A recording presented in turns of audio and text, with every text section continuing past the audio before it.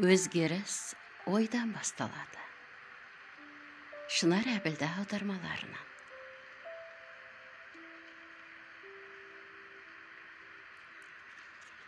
Мейірімді ата-ананың баласы бақытты болып жетеді. Қазір қым-қуат уақытта өмір сүреміз.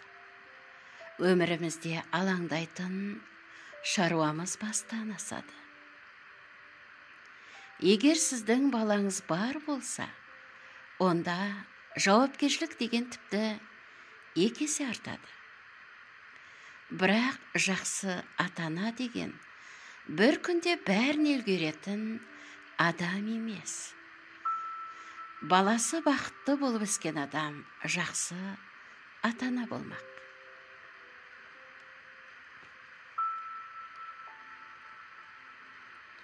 Соңғы 10 жылда жасалған зерттеулер нәтижесіне қарасақ, балалық шақта ата-ана мейіріміне бөленіп өсуі адамның келешек ересек өмірінде шешуші рөл атқарады екен. Егер ата-анасы баласына етене жақын, балажан, мейірімді болса, бұның бәрі баланың мінез, болмыс, өмірлік көзқарастарының қалыптасуына игі ықпал ететіндігін ғылым дәлелдеп жатыр. Ата-анасының мейіріміне қанып өскен баланың өзін бағалауы жоғары. Оқу үлгерімі озат болады. Әке-шешесімен сенімді қарым-қатынас баланың психологиялық түйткілдерін өзін өте табанды етеді екен.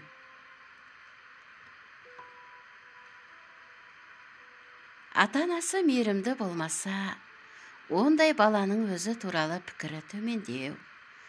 Олар үнемі тұйық, кісі киік, ашушаң келеді дейді.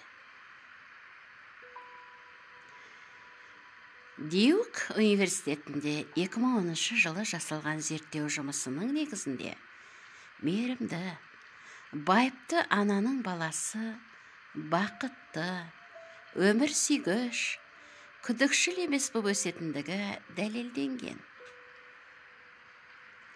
Зерттеуге 500 адам қатысыпты. Олар нәресте қалпынан 30 жасқа дейін бақылауда болған. Балалар 8 айлық кезінде аналарымен қарым-қатынасы бақыланған.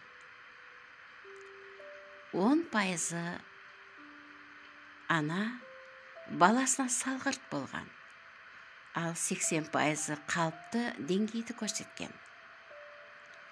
6% ананың балажандығы анықталған.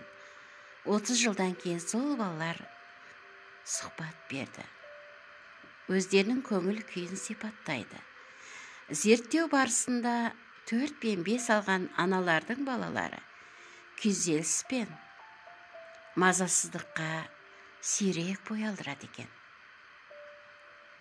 Өзгемен ұрысуы, әлеуметтік проблемаға қатысуы, психосоматикалық симптомдар аз кездескен екен.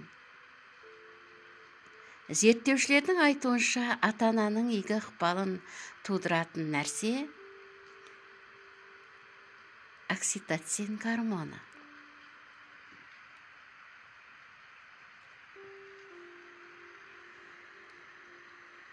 Окситоцин гормоны мидағы химиялық зат. Адам мейірім мен махаббатты, рухани байланысты сезінгенде бөлінеді екен. Ата-ана мен баланың арасындағы сенім мен қолдауды сол тудырады екен. Соның нәтижесінде бала өзін ыстық ықыласқа бөленгенін түсінеді. Калифорния университетінде 2013 жылы өткізілген зерттеу шартсыз махаббат пен ата-ананың мейірімі баланы шексіз бақытты, сабырлы ететіндігін көрсеткен. Бұл мидағы өзгерістердің себебінен екен. Балаға қысым көрсету, оған мейірленбеу ынтасын түсіріп, дене тұрқының жетілуіне кедергі келтіреді екен. Баланың мейірімге шөлдеп өсуі өмірлік сынақтарға жол ашады. Ол сосын өмір бойы сол кедергілерді шешумен айналысады.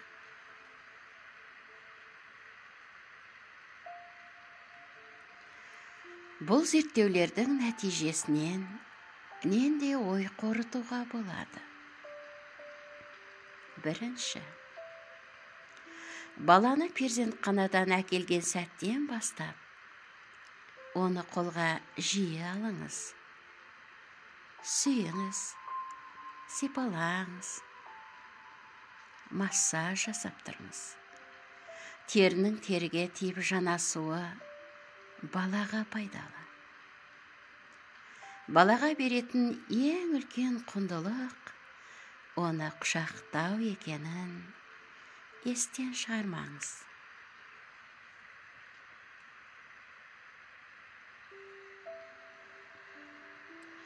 Санасы толса бастаған баламен көп ойнаңыз. Неғұрлым көңілді ойындар ойнаған пайдалы. Бірге билеңіз, сурет салыңыз, конструкторларды жинаңыз. Үшінші, құшақтасу. Құшақтасу күнделікті өмірдің бір бөлшегіне айналсын. Балаңызды құшақтауды ұмытпаңыз. Үйден шыққанда, үйге келгенде, мектепке кетіп бара жатқанда, жатар алдында құшақтауды әдет қылыңыз. Төртінші, балаға ақыл айтқан кезде де жақсы көретініңізді сездіртіңіз. Егер балаға бірдеңені дұрыс жасамадың деп айту қажет болса, басынан сипап, қолыңызды иығына қойып, сөйлесіңіз. Содан соң құшақтаңыз. Оның қылығына риза болмасаңыз да, оны жақсы көретініңізді сезсін.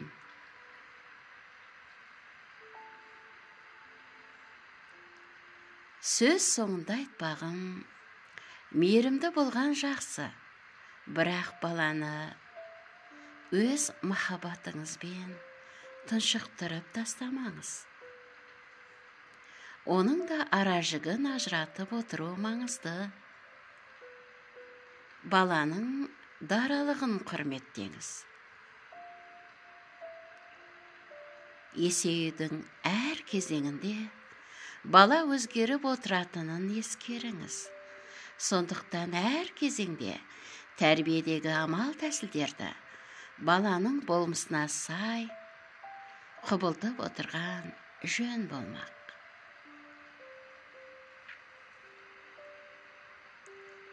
Сэнди Шварц. Аударған Шынар Әбілда.